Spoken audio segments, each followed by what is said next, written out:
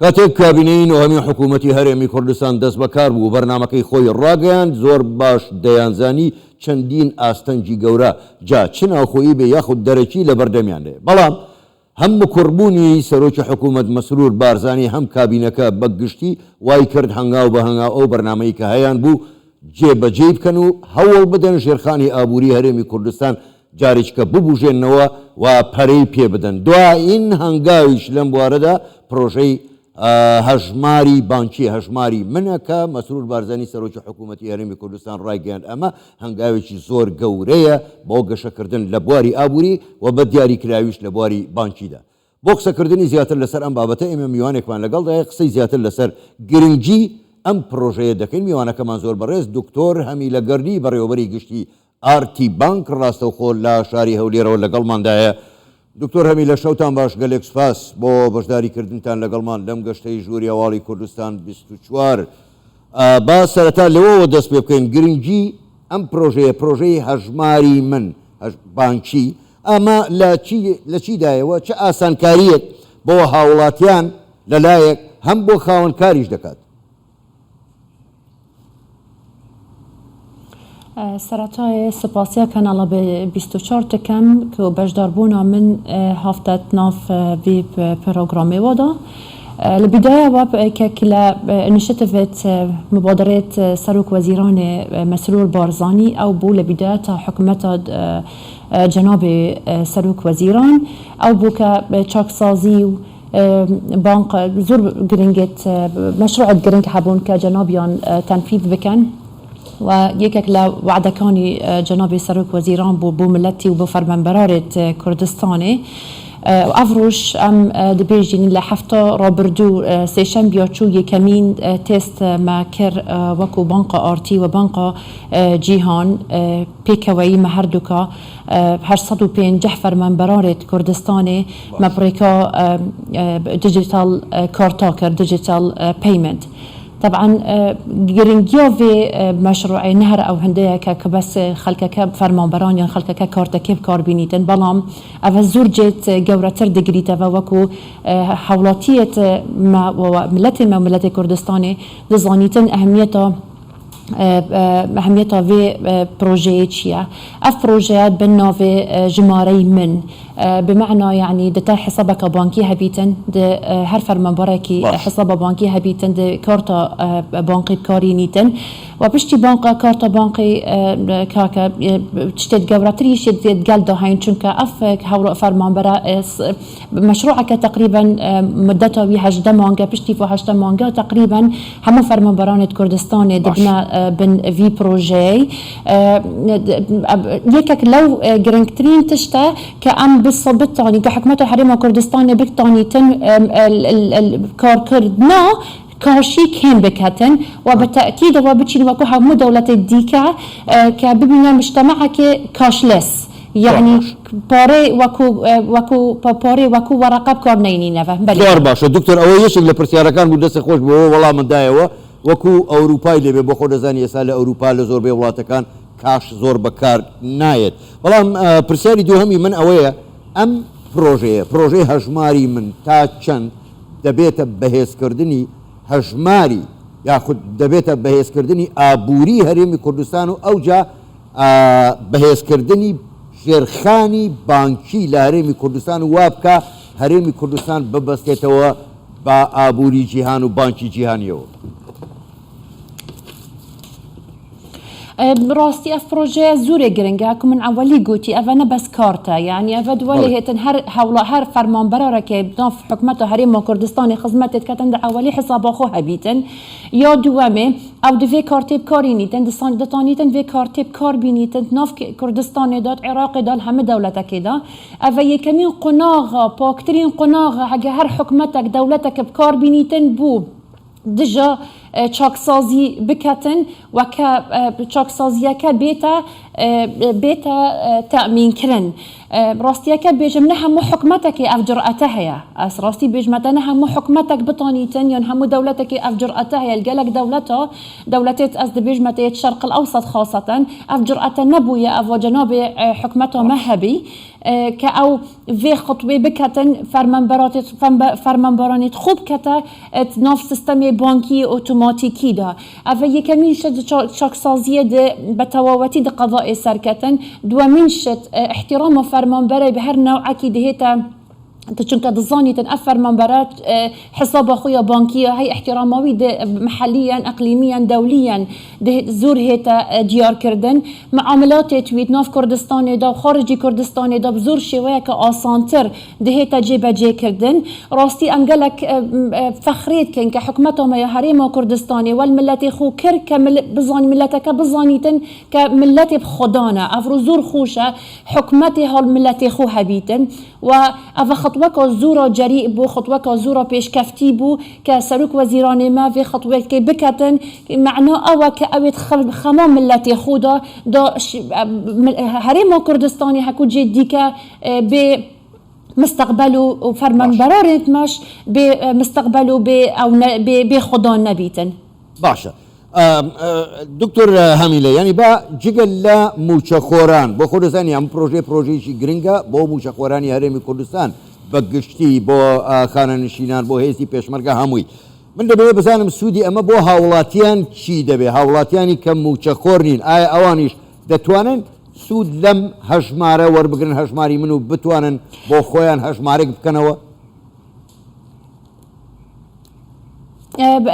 طبعا بالتاكيد وهر كسك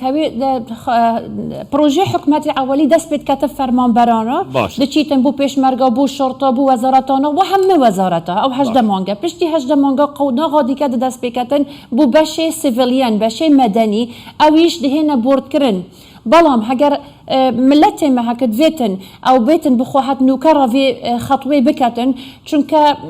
بالتأكيد واز ده جارانتيه دم بشتي هجده مانجا اف تعامله خلقي يا تكرين بكاشي اف مع التعاملات دهيتا راقرتن چونك هجر حكمتي مادام توجهها خو كرا مش بيتا ملتك او مجتمعك او حكمتك كاشلس همي كسك دبي حساب بانقي هجمارة بانقي هبيتن دبي هرك همي كسكي بور تعامل قال بانقي بكتن وجا آيا بيتا ريكا كارتي آن بريكت حسابات ديكا وكو حسابات جاريان حسابات توفير أفي هر كسكي حقي خوي هاي عمري ويل 18 صالي بباريتن او دتانيتن بيتا بانقي مراجعه هر بانكتك بكتن بانقي بكتن ناف كردستاني دا حساب خو هجمار خو وكتفا كارت خو ور بگريتن برنامه جناب سروک وزیرانیش نبنه او برنامه فقط ام بین کارتا دب کارتا راوستیتن نه اف کارتا دهیتا استعمال کرن نبز بو بودجه نبز بو فرمانبرا دهیتا استعمال کرن بو سوپرمارکتا بو همی سرویست خلکی ما بکارتی نیتن دبیتا بشویه که کاشلس چونك جهاز دهنا دانان السوبرماركتال المحلات الدكانان همه جايك جهاز هنا دانان كخلكي ملباتي بچيتن كاشيب كاربينيتن يان دينار يان دولاري بكاربينيتن دبخو كارتا خوب كارينيتن أفاد قوته هزي دتا ملتي ما ودتا حكمته ما ودتا كردستان ما راستي اف بروغرام بو ام بيجينا في برنامج خاصة بطيبات الكردستان يزور نجاحات إنيتن چونك هنگاوت خط حكمته يبو في برنامج قالك هنگاوكا بيشتي يا بطيبات بو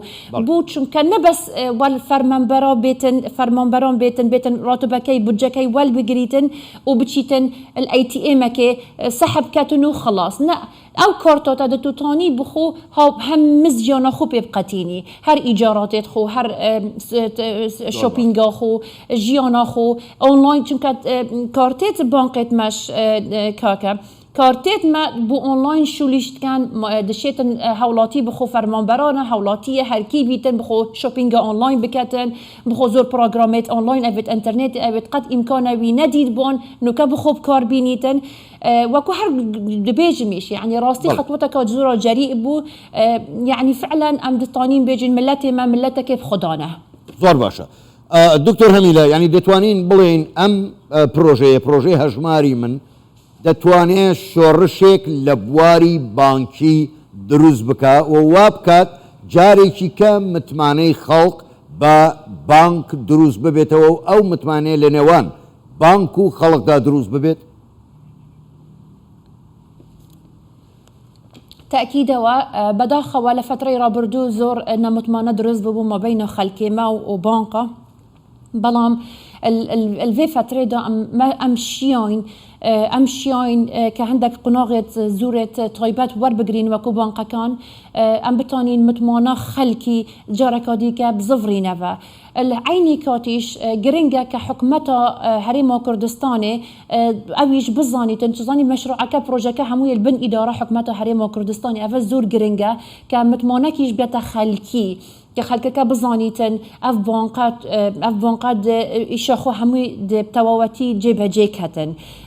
يعني بجمتش سلسلة مترابطة مشروعات مزور مشروعات جرنجن همش بمصلحته ملتية وبمصلحته هريمة كردستانية. باش دكتور هەمیلە دوا پرسیار ئەگەرچی بس تأكيدا دەبی خەلکیش هاوکار بیتن الڤێ بەشێدا. زۆر باشە زۆر چاکە دکتۆر هەمیلە دوا پرسیار ینی بەدەر لە مەسلەی هەژماری من بەدەر لەم پرۆژەیە بۆ خۆ دەزانی ماوەیە لەمەوبەر ئەمە پرسیاری خەڵکیشە دۆلار بە نرخی ڕسمی دەفرۆشرا بەڵام ئێستا وەستاوە ئایا ئەم پرۆژەیە دەست پێ دەکاتەوە بە دیاریکراویش با بڵین لە فڕۆکەخانەکان؟ بەڵێ کاکە ئەو بەرنمەیە نەوەستاوە بەرنمەیە عادەتەن حسەتێک دەیەتن لە بانقی ناوەندی عێراق ئەو حسەتە هەکو تێتن عادەتەن تقریبا حسەتەکە 2.5 ملیۆن بۆ هەفتانە ئەو هەفتایەت ڕابردوو کەمە بەرنمەکە دەست پێ کرد ئەم زیاتر حەدێ خۆچوون هەندێک کێشە دروست بوون مەسائلێت مالی دەبێت تعویضەکە ئەم بانقە ناوەندی عێراقی وەربگرینەوە هەتا ئەم پرۆژەیەکەی دەست پێکەینەوە بەتەکیدەوە ئیشەڵ هەفتەیە بێتن ئەم هەردوو فرۆکخانە سلێمانی فرۆکخانە هەولێر مەشروعەکە دەست پێکەتەوە بەڵام ئەو جارە نادەست پێکەتەوە وەکو مانیوەڵ محکومە جارا دیکە لقاء دیکەش منێ گوتی ئەف پرۆژەیە منەسەیە هەی منەسەکە پانەڵە یا مرتبطە بانقە مرکزیە عێراقی لەگەڵ خەزانەتە ئەمریکی یعنی بەتەکیدەوە تەدقیق لەسەر هەر معاملەکێ هێتەکردن. باشە ببوورە دکتۆر هەمیلە ئەگەرچی گوتم دوا پرسیار بەڵام بەڕاستی پرسیارێککە دێتە پێشێ ئەویشەوەیە ئێوە گوتان کە ئەم هەژماری بانکی من لە ڕێگای دوو بانکەوە دەبێت بانکی جیهان لەگەڵ بانکی ئارتی ئایا ینی ئەم دوو بانکە بە تەنها دەتوانن کەڤەری ئەمە هەمووی بکەن یاخود لە نیەتە هەیە بانکی تریش بکرێنەوە لە هەرێمی بەتەکیدەوە نا بەتەکیدەوە بانقی دیکەش مشارک بن بەڵام ئەvە بەس وەکو تێستەکێ بوو دا حکومەت بزانیتن کە ئەف سیستەمەیە هەیت ناف بانقادا وەکو متمانەکی بوو بۆ خەلکی ئەvە بەس بێژینێ پایلۆت تست یعنی تەجروبەکە بەس هاتەکردن متأكد بن کە موظفێ مرتاح بیت حکومەتە مرتاح بیت بانقەکان مرتاح بن بەڵام بەتەکیدەوە ئەف پرۆژە ناهێتەکردنە بانقەکێ و دوو بانقە ئەکی دەبی هەموو بانقی دیکەش مشترک بن ئەو بانقیت هەینە الهەرێما کوردستان ئەفش دمین تەفەسەر تەخویلە فەرمانبەرانە کات وێتن حەزی لێ بچیتن لە چ بانق حسابەکی بکاتەوە. زۆر باشە زۆر بەڕێز دکتۆر هەمیلەگەردی بەڕێوەبەری گشتی ئارتی بانک ڕاستەوخۆ لە شاری هەولێرەوە لەگەڵمان بووی سپاس بۆ بەشداریکردنتان لەگەڵمان ماندوومان کردن شەوتان باش.